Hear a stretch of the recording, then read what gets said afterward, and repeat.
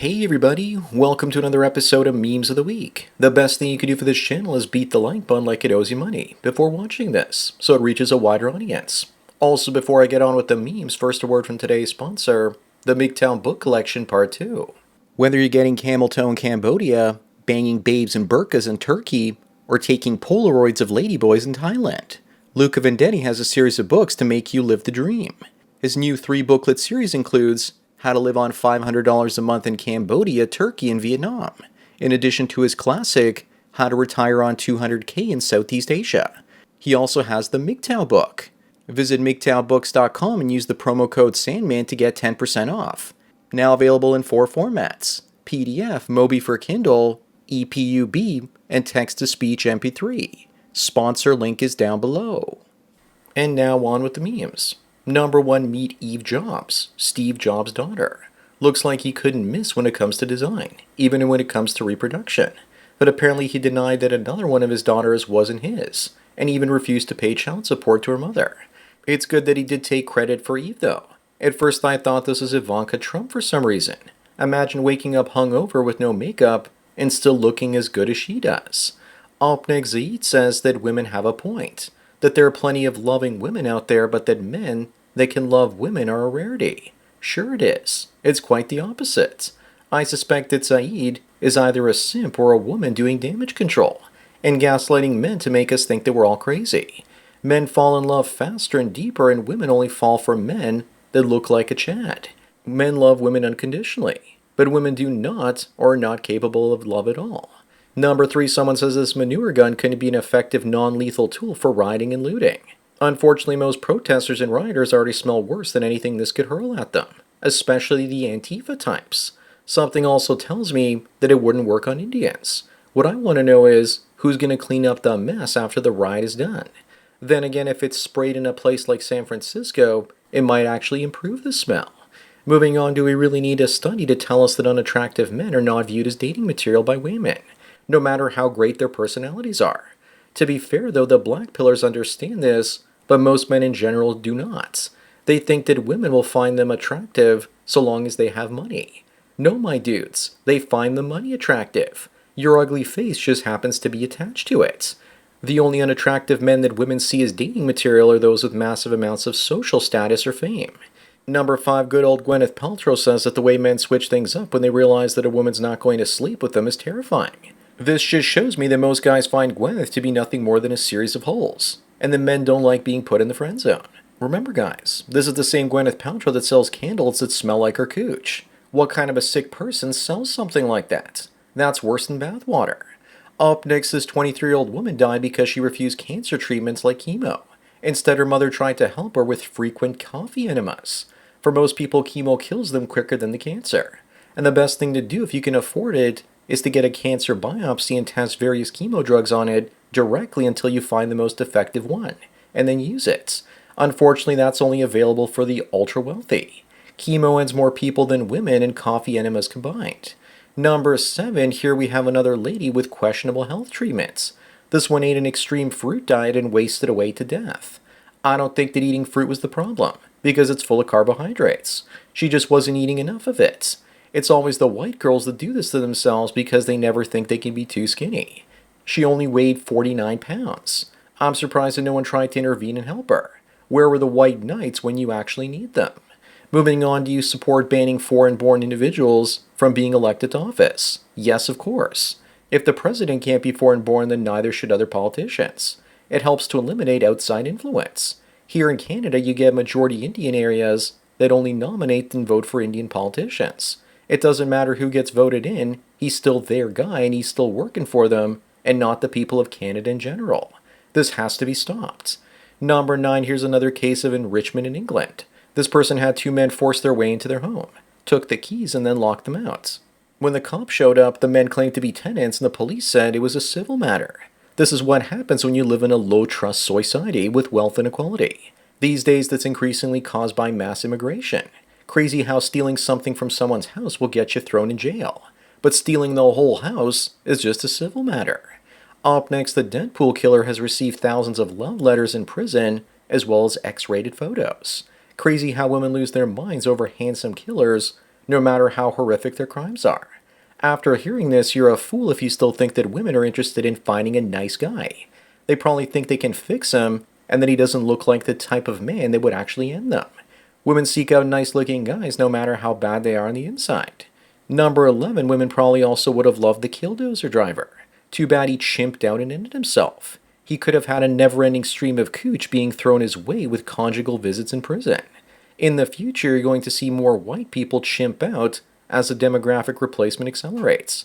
And you'll probably see them chimp out together against everyone else, especially if the safety of their families is at stake.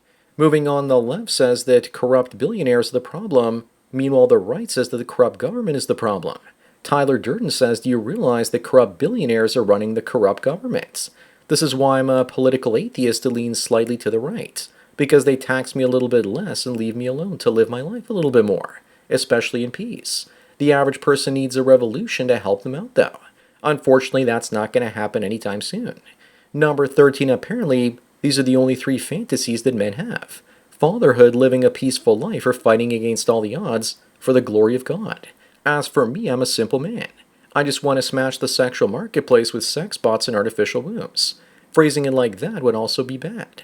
The correct thing to say is helping achieve the feminist dream of liberating women from the bonds of patriarchal oppression by spreading sex bots and artificial wombs instead. Up next, here's some serious gaslighting. Famous says the majority of sex offenders are white males and that there are no Muslim grooming gang problems. Who the hell believes this? Who? Unlike in Christianity, where lying is looked down upon, in Islam, you're allowed to lie for the sake of Islam and Allah. You can pretend to be friends with your enemy and deny your Muslim faith as well if necessary. In the UK, this meme would probably get you thrown in jail. Number 15, this woman is upset because her dad got her pregnant and she's just a lazy gold digger. Maybe she needs to be happy for him and show some respect because she's her stepmother now. Plus, you're going to have a new half-brother or sister. One great big happy family. In the past, women would have had to worry about women stealing their husbands. Now they have to worry about other women stealing their dads, especially as economic times get harder and harder out there. Moving on, this Wayman says that men love to say that we built the world, but we leave out the fact that we built it off of women's ideas and free labor. What a joke. What about single men like Tesla that built out the electric grid, as well as the Wright brothers? Women invented Kevlar and chocolate chip cookies. Almost all the important inventions and everything you see around you is mostly built by men. What about female labor? Did women build those houses? No. Yet more gaslighting. Number 17, many of the United States voted for this. That Donald Trump ordered all the men pretending to be women to be moved back into male prisons. I guess they'll be real popular in those prisons. Hello, sweetie. How much you want to bet that at least one of those 4 individuals is in prison because they're a PDF file? If that's true, then they'll really like them in the men's prison. Yeah, they'll like to end them. My only question is now, who will the female inmate smash? Up next, this Florida teacher nominated a conservative student as the most likely to become a dictator. Funny enough, the kid is probably the smartest one in the school. If I could, I'd nominate her as most likely to die alone and be eaten by her cats. If a woman said something like this to me, I'd wear it as a badge of honor. Meanwhile, this so-called teacher thinks that she's shaming this kid, and meanwhile, she's making him look more badass. Number 19, here's another victim of the rooster roller coaster. Once women are done with the rich chat types, they settle down and have a family with the simp chuds. Guys like the one on the right are going to learn that they can't turn a hoe into a housewife when they inevitably get divorced. Another guy gets the sloppy Dan Blazarian seconds. We need a website that somehow documents each woman's entire sexual history. That way we can make slut-shaming something that works again. Moving on, Red says that leaving home at 18 is a psyop by corporate America to make 5 family members pay 5 different rents, car payments, and everything else that you need to live with. Of course, it makes the consumer society a thing. But if you all pool your resources, you can save and invest your way to wealth, and that's not something the upper classes want. They don't want competition. Wouldn't it be ironic if Red tweeted this from his mother's basement? Number 21, welcome to the Jehovah's Witness training camp. Unfortunately for them, this doesn't work anymore, especially now that people have door cams. I haven't seen them out or the Mormons knocking on doors in ages. There are just too many damn diminishing returns. The days of door-to-door religious faith salesmen is over, and technology killed it. Today, these doors are better put to use for criminals trying to practice their break and enter skills. Up next, almost 50,000 foreign students may now be living in Canada legally and have overstayed their visas. Good luck finding them and deporting them. Even if Canada did have ICE-style agents, they would have to be Indians to identify other Indians, and odds are they still wouldn't deport them. Just take bribes from them to stay in the country. Besides, the Canadian government is still too busy killing ostriches and whales to find and deport the illegals. Number 23, someone posts this saying that they've noticed that real people barely have friends. Is that eggshell? Very nice. Now let's see Paul Allen's meme. Just kidding. But seriously, the reason real people barely have any friends is because most people out there are fake. Real people don't get along with fake people and vice versa. If you're a real person working in an office, keep your mouth shut or you'll get attacked by the fake people. Moving on, here's something to be grateful for. The fact that you weren't born in India when the chance of that happening was 17.9%. By the way, this is also a picture of India. But based on statistics, if you were born there, you'd be more likely to be born on a trash mountain rather than this one. I think the worst thing about if you were born in India would have to be that you would be born in a low-trust society, where people would be constantly trying to scam you. Also, this isn't technically India, but Kashmir, the stolen land from Pakistan. Number 25 and the last one, what is this yoga pose called? Looks like the American taxpayer to me.